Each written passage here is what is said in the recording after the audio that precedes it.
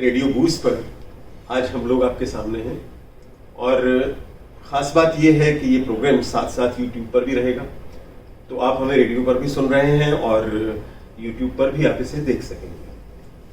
बड़े लंबे अरसे के बाद आज मेरे साथ किरण हैं। आप लोग हमें भूले नहीं होंगे, बहुत सारी बुक्स पर, इम्पोर्टेंट बुक्स पर हम लोग चर्चा करते आएंगे।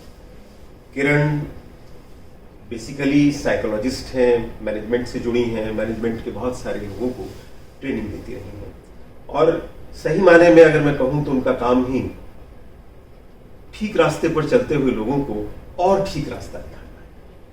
मैं किसी के रास्ते को गलत नहीं कहूंगा, आपने बहुत बेहतरीन ठीक रास्ते पर चलते हुए लोगों को और ठीक रास्ता दिखाना है। तो किरण, आपका इस शो में स्वागत है। एक बड़ी चर्चित सी किताब है, 1965 में वो किताब आई थी। आप तो पैदा भी नहीं हुई होंगी मैं तो बहुत छोटा था, लेकिन उस जमाने में तो हम उस किताब को पढ़ने के लायक नहीं थे। लेकिन वो किताब द गेम पीपल प्ले बड़ी चर्चित हुई और बार बार कई सारे एस्पेक्ट से इस बुक को देखा गया, पढ़ा गया, समझा गया। और जैसा कि इसका टॉपिक ही सजेस्ट करता है कि बेसिकली ह्यूमन बीइंग अपने हर बिहेवियर में एक कोई हिडन एजेंडा, कोई गेम रहता है। हम बच्चों के बिहेवियर को देखें, हम एडल्ट्स के बिहेवियर को देखें, ग्रोन अप्स को देखें या ओल्ड पीपल्स को देखें, तो बेसिक एक चतुराई जो है हमारे में वो ये है कि हम अपना काम करना चाहते हैं, हम अपने गोल को अचीव करना चाहते हैं। और उस गोल को अचीव करने का सिंपल रास्ता है, एक ऐसा गेम हम क्रिएट कर लें और उसे प्ले करें। आप क्या ऐड करेंगे इसमें? बहुत सारी चीजें दिमाग में भी आ रही हैं ऐड करने को, और मेरा खुद का गेम अब ऑन हो चुका है। हाँ, तो अब आप अपना गेम प्ले कीजिए। That's the beauty of understanding this book, जिसका नाम ही है गेम्स पीपल प्ले। तो ज्यादातर हम लाइफ में क्या सोच लेते हैं जब हम ये वर्ड को सुनते हैं गेम्स, या तो हम उसको एसोसिएट करते हैं कोई अरीना रिलेटेड गेम से, कोई cricket, kabaddi, cricket, kabaddi, touch sport से, या फिर हम गेम समझ लेते हैं कि चलो कोई बोर्ड गेम है, जैसे सांप सीढ़ी हो गई, लूडो हो गई, स्क्रैबल हो गई। पर इस सब को एक तरफ रखते हुए एक डीपर गेम्स, जिसको हम कहते हैं गेम्स पीपल प्ले, उसको एट अ साइकोलॉजिकल लेवल वो शुरू होती हैं। कई बारी वो हमारे सबकॉन्शियस में पहले से रहती हैं, बिल्कुल, और उनको जिसको कहना चाहिए है सरफेस पे आने तक थोड़ा टाइम लग जाता है। तो जब आपको खुद को ही नहीं पता होता कई बारी कि आपने किसके साथ क्या गेम खेलनी है, तो आप एक लेवल प्लेइंग फील्ड तो अपने लिए नहीं प्रिपेयर कर पाते, दूसरे को तो क्या ही देंगे। आपकी अपनी गेम में, साइकोलॉजिकल गेम में आप उलझ के रह जाते हो। अब उससे बाहर आने के लिए फिर हम बहुत बारी, जिसको हम कहते हैं व्हील्स विद इन व्हील्स की गेम्स खेलते हैं। इस पे थोड़े से सिंपल एग्जांपल्स, नहीं तो ये बहुत एकेडमिक बात रह जाएगी। बिल्कुल बिल्कुल, एग्जांपल तो एग्जांपल्स देते हैं। मान लीजिए एक हस्बैंड वाइफ का एग्जांपल ले लेते हैं। काफी अरसे से वाइफ सोच रही है कि भाई फेस्टिवल्स आने वाले हैं, मैं तो इतना लुक आफ्टर करती हूँ फैमिली में सबको, और सबके लिए बहुत चीज़ें मैं करती हूँ, तो अब फेस्टिवल्स आने वाले हैं और फेस्टिवल्स के पहले मेरा बर्थडे भी है। तो काफ़ी टाइम तक देखती हैं, ऑब्जर्व करती हैं, चुप रहती हैं कि भाई मेरे आजू बाजू वाले, मेरे रिलेटिव्स, मेरे फैमिली मेम्बर्स, मेरे सबसे इम्पोर्टेंट मेरे स्पाउस मेरे लिए क्या सरप्राइज प्लान करते हैं। मान लीजिए बर्थडे फ्लॉप शो हो जाता है, हस्बैंड को याद भी नहीं रहता, फैमिली भी, किसी ने विश किया, किसी ने नहीं किया। अब उनको एक साइकोलॉजिकल, उनको एक सेटबैक हुआ है अपनी गेम में, क्योंकि उनको ऑलरेडी एक एक्सपेक्टेशन थी, बिल्कुल, उन्होंने वो रेज करी कि भाई मेरा बर्थडे है, उसके बाद फेस्टिवल्स आने वाले हैं, तो देखते हैं मेरे को कितना अच्छा ट्रीटमेंट मिलता है, क्योंकि मैं सबके लिए ये सब करती हूँ।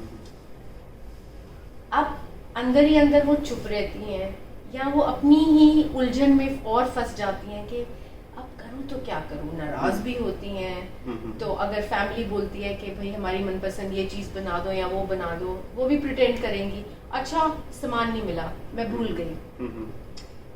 चल तो कुछ और रहा है माइंड में उनके। अब एज अ क्रिशेंडो जिसको कहते हैं ना, वो टिपिंग पॉइंट तक पहुंच जाती है सिचुएशन।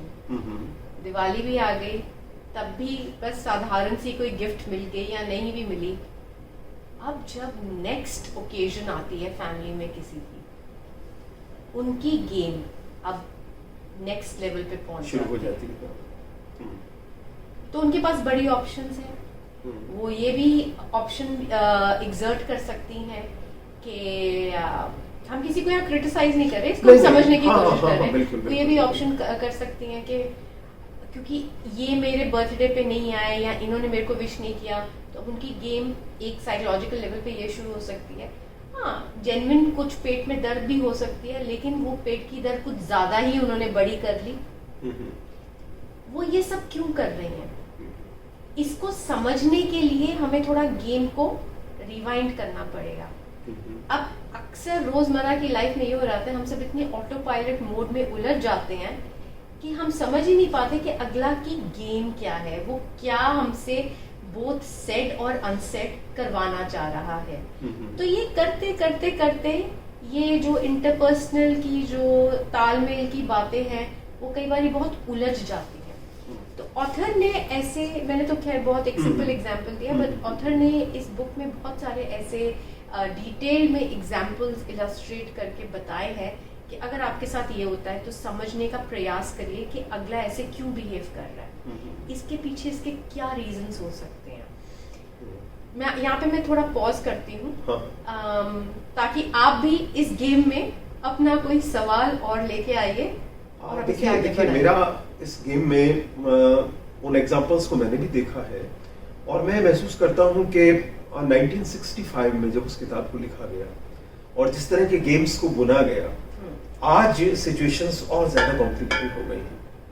कॉम्प्लिकेटेड इस सेंस में हो गई हैं कि 1965 में हम जितना सीधा साधा सिंपल जीवन जी रहे थे, टेक्नोलॉजी ने हमारे गेम को बहुत उलझा दिया है। आज अगर हस्बैंड वाइफ के बीच में कोई प्रॉब्लम होती है तो मैं एक एग्जांपल दूंगा।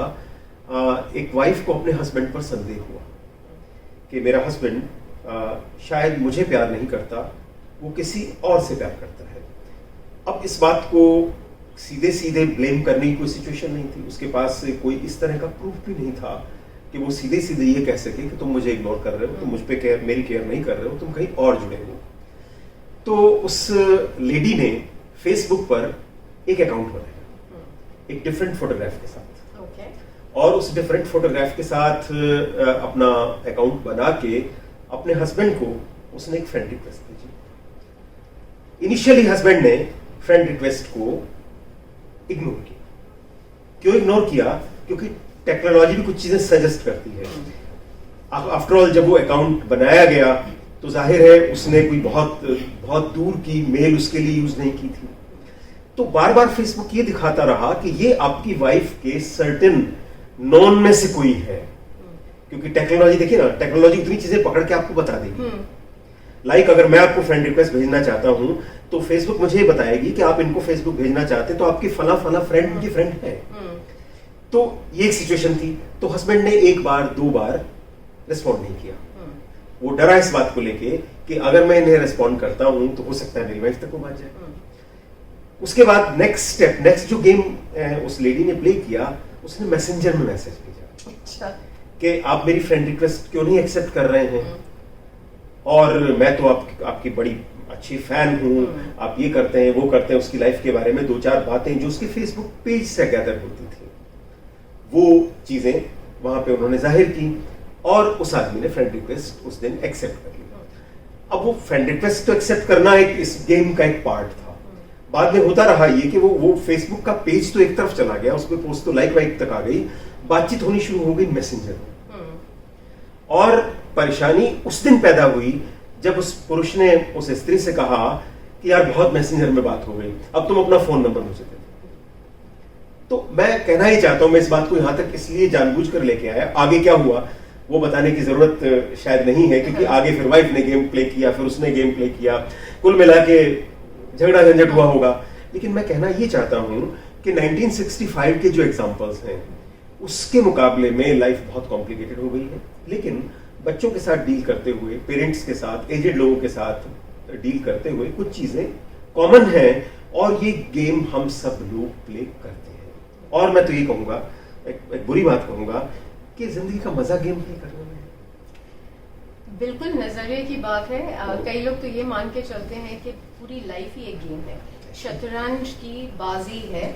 आपको हर कदम पे अपना मूव सोच समझ के अपने ओपोनेंट के साथ, और ओपोनेंट यहाँ कोई भी हो सकता है। बट जो मैं आपसे एक बात और ये कहना चाहती हूँ राजेश्वर सर जी, कि लाइफ चाहे कॉम्प्लिकेटेड और हो गई है इन टाइम्स में, बट जो लाइफ का एसेंस है, जो मूड पॉइंट है, जो कई बहुत कॉमन थ्रेड्स हैं ग्लोबली, जो आपने एग्जाम्पल दिया वो आज से 16वीं सदी में भी होता था, राइट? फेसबुक नहीं होती थी, लेकिन तब लोग शायद कबूतर की टांग में मैसेज डाल के भेजते थे, वो होता था मैसेंजर। बट अपनी जिसको कहना चाहिए रुचि, एक इंसान से दूसरे इंसान में हॉप करने का जो एक ये पैटर्न है, या जो एक आप कह सकते हो ह्यूमन ट्रेट है, ये तो सदियों से चला आ रहा है और शायद ऑब्वियसली चलता भी रहेगा। But coming back to games people play, हमें एक तरीके से एम्पावरमेंट दे देता है, हमें इक्विप कर देता है, हमें थोड़ी सी जिसको कहना चाहिए ना टूल्स हमें दे देता है, जिसको अगर हम यूज करें सही तरीके से तो हमें अपनी गेम में निपुणता मिलती जाती है। सो यहाँ पे ऑब्वियसली जैसे मैंने शुरू में कहा, game is not to downgrade और to down play anybody, but इसको समझने की बात है from a very deep aspect कि पूरी लाइफ अगर आप पेरेंट्स और चिल्ड्रन का रिलेशनशिप भी देखिए, ऑफ कोर्स प्यार अपनी जगह तो है ही, रिस्पेक्ट भी है, लेकिन जो बिहेवियर्स होते हैं इंसान के वो एक गेम के बोर्ड की तरह चलते रहते हैं। अब मान लीजिए एक बच्चे को लेटेस्ट प्ले स्टेशन चाहिए, तो अगर पेरेंट्स उसको काफी टाइम से बोल रहे हैं तुम अपना रूम साफ करके रखो, तुम रिस्पॉन्सिबिलिटीज और लो घर में, तुम मम्मी की हेल्प करो, या अगर वो छोटा है तो यू नो उसको डिसिप्लिन थोड़ा और करने की कोशिश करते हैं। अब उसका एंड रिजल्ट, उसका फोकस कहाँ पे है कि मेरे को लेटेस्ट प्ले स्टेशन चाहिए, तो क्या पता वो थोड़ी देर के लिए वो गेम प्ले करेगा पेरेंट्स की, उसका रिबेलियस स्ट्रीक थोड़ा कम हो जाएगा, वो थोड़ी बात ज्यादा सुनने की कोशिश करेगा, थोड़ा ज्यादा ओबीडियंट, सो मच सो कि कई बार क्या पता फैमिली मेंबर्स ही उसको देख के ऑब्जर्व करके बोले कि अरे भाई तुम तो बड़े आजकल तुम्हारे रंग ढंग बहुत बदले हुए हैं, you are like a changed person. और जैसे ही वो जाता है और अपना मन मुताबिक अपनी उसको गिफ्ट मिल जाती है, अगले सुबह से वो बैक टू हिज और हर ओल्ड हैबिट्स में आ जाता है। तो तब फिर रिएक्शन बदल जाता है पेरेंट्स का, फैमिली मेंबर्स का, वो पीछे एक कदम लेके बोलते हैं कि अरे वाह तुम तो बहुत स्मार्ट निकले, अपनी बात मनवा ली और अब तुम you know back to square one हो गए हो। तो ये सारे पैटर्न्स हैं। देखिए हर बार बैक टू स्क्वायर वन भी नहीं होता। जो एग्जांपल मैंने आपको दिया, अब उस कहानी को मैं आगे सुनाऊंगा, सुनाइए, क्योंकि आई एम श्योर हमारे व्यूअर्स बड़े क्यूरियस हो रहे क्योंकि वहां उस कहानी को वहीं तक छोड़ना जरूरी था। उस मैसेंजर में हुई चैट ने उस वाइफ के सामने ये रिवील किया, उस वाइफ यानी हस्बैंड को तो नहीं पता था कि वो उसकी वाइफ है, लेकिन उस वाइफ को भी पता था कि ये आदमी मेरा हस्बैंड है। Of course. तो उसने वो बहुत सारी बातें जो एज ए हस्बैंड वाइफ वो खुलकर बात करके कभी नहीं बात करते थे, उन्हें जिन बातों के करने में संकोच होता था, वो सारी की सारी बातें उन्होंने एक दोस्त बन के, मैं ये नहीं कहूंगा कि उसमें कोई और पार्ट अभी फिलहाल आया होगा, वो आगे कभी आता, लेकिन एक दोस्त की तरह से ये समझा कि उसे एप्रिशिएशन चाहिए। उसे उस वाइफ ने समझा कि हमारे बीच में एक ऐसा लिंक मिसिंग है जो एज ए हस्बैंड वाइफ हम लोग नहीं कर पा रहे हैं। और ये आदमी जब फेसबुक पर एक नई लेडी से जुड़ता है तो वहां ये है, मतलब हमारे बीच में एक एप्रिशिएशन भी होना चाहिए, हम एक दूसरे की जो क्वालिटीज हैं उनकी थोड़ी तारीफ करें। तो मैं कहना ही चाहता हूँ ये गेम्स जो है ये हमेशा नेगेटिव नहीं होते, बिल्कुल ये गेम्स पॉजिटिव होते हैं। बिल्कुल, मैंने तो शुरुआत ही ऐसे बोली कि इसको हमें नेगेटिवली नहीं देखना है, हमें प्रिज्म अपना थोड़ा पॉजिटिव ही रखना है इसकी तरफ, और तब समझना है गेम्स पीपल प्ले का रियल एसेंस क्या है। बट इसमें से हमें टाइम टू टाइम अपनी इमोशनल इंटेलिजेंस को यूज करते हुए ये समझना है कि दूसरे की इंटेंशन क्या है। बिल्कुल, इंटेंशनैलिटी को समझना, कांस्टेंट जो गेम्स है आजकल जिसको हम गेमिंग बोलते हैं, एट अ ह्यूमन लेवल उसको समझना हमें बहुत आवश्यक है, बहुत जरूरी है। नहीं तो अगर हम उसे मिसरीड कर लें तो वो गेम बहुत डिफरेंट, जिसको कहना चाहिए फ्लेवर, या बहुत डिफरेंट रिजल्ट हमें देके जाएगी। एक नेगेटिविटी क्रिएट हो सकती है, एक बहुत ज्यादा रिलेशनशिप ब्रेक हो negativity, सकता है। yes। और ऐसा हर लेवल पर होता है। बच्चों की केस में भी ऐसा होता है। हम बच्चों को रिवार्ड एंड पनिशमेंट, बड़ी सिंपल सी थ्योरी है, हम उसे जानते हैं। हम इस थ्योरी को भी गेम की तरह प्ले करते हैं और बच्चों को टाइम टू टाइम रिवार्ड देते हैं। और अभी आपने जो एग्जांपल दिया कि वो प्ले स्टेशन मिलने के बाद बच्चा फिर वैसे ही बिहेव करने लग जाता है। आप किसी को पनिशमेंट देते हैं, पनिशमेंट को वो इस तरह से लेने लग जाता है, हाँ दे लो पनिशमेंट, रिबेलियस कि आप मेरे साथ जो करना है करो, मैं तो ऐसे ढीठ, जिसको हम कहते हैं ना ढीठ पना दिखाना। तो बेसिक बात ये है, इस बुक से एक और बड़ी अच्छी चीज निकाल के लाई जा सकती है, वो ये है कि you play game, don't worry, लेकिन उस गेम को आप कैसे प्ले कर रहे हैं, आप उसके सूत्रधार हैं तो उसको उस तरीके से बुनिए कि वो कोई प्रॉपर रिजल्ट दे सके। एब्सोल्युटली। तो कहते हैं ना to work towards it backwards, मतलब मेरे को अगर आउटकम के लिए मैंने एक ब्लूप्रिंट तैयार किया है, मैंने एक रोड मैप तैयार किया है, तो चांसेस आर कि जो मैं गेम खेल रहा हूँ उसको मैं अपने मन मुताबिक, I can be in the driver's seat, और सारा कंट्रोल या सारे बटन्स मेरे पास to get to that particular objective. बिल्कुल, ये अपने आप में बहुत सही निष्कर्ष आपने ड्रॉ किया है। गेम प्ले करना कोई बुरी बात नहीं है। बेसिकली गेम प्ले करना हमने पता नहीं क्यों इसको गलत सेंस में ले लिया है। हम सब लोग गेम तो प्ले करते ही हैं, और जिंदगी बिना गेम प्ले के चलती नहीं है। जिंदगी जब अपने आप में गेम है तो बेसिकली एसेंस यही है कि you play game, don't worry, लेकिन आपको ये पता होना चाहिए ये गेम आपको कहाँ लेकर जाए। ब्लाइंड एलीज में जाके कहीं पे आप बिल्कुल ऐसी जगह पहुंच जाए जहां से गेम आपको कहीं ना ले जा सके, वहां रिलेशनशिप ब्रेक्स हो जाएंगे। तो रिलेशनशिप में गेम कोई बुरी चीज नहीं है, बशर्ते कि आपकी इंटेंशन ठीक हो, बहुत अच्छी हो। आप देखिए ना, इंटरनेशनल एरिना में भी क्या होता है, कंट्रीज गेम प्ले करती हैं। Very true. आज की तारीख में अगर मैं एक एग्जांपल से आपको बात करूं तो India played a huge big game, जो यूक्रेन और रशिया की वार है उसमें इंडिया बार बार उन्हें क्रिटिसाइज कर रहा है, तुम्हें वॉर नहीं करनी चाहिए।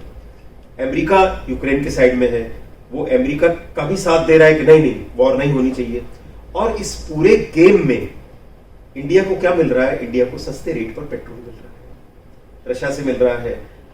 अमेरिका कोई किसी तरह की जो कहना चाहिए सैंक्शंस हैं वो इंडिया के अगेंस्ट नहीं कर सकता है। तो समटाइम्स जो गेम्स हम प्ले करते हैं, चाहे वो फैमिली लेवल पे हो, इंटरनेशनल लेवल पर हो, वो सारे गेम्स भी हमें बहुत स्मार्ट वाइज बना देते हैं। तो यू प्ले गेम, लेकिन वो गेम शतरंज का होना चाहिए।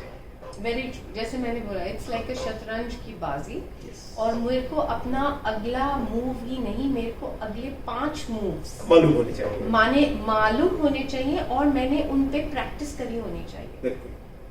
जैसे बहुत समय पहले एक बार विंस्टन चर्चिल से एक प्रेस ने, फोटोग्राफर ने पूछा कि आप इतनी अच्छी स्पीचेस देते हो, स्पॉन्टेनियस रहते हो, तो कहते हैं yes, it takes a lot of hard work to be impromptu.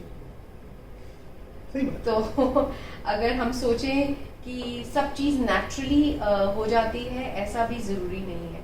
कई बार उसके पीछे बहुत अभ्यास लगता है, पर देखने वाले को ऐसे लगेगा, आपकी गेम में वो फ्रेशनेस होनी चाहिए कि देखने वाले को ये लगे कि अरे वाह, ये तो इतने नेचुरल, इतने स्पॉन्टेनियस। मैं इसका एक सरल रास्ता बता देता हूँ।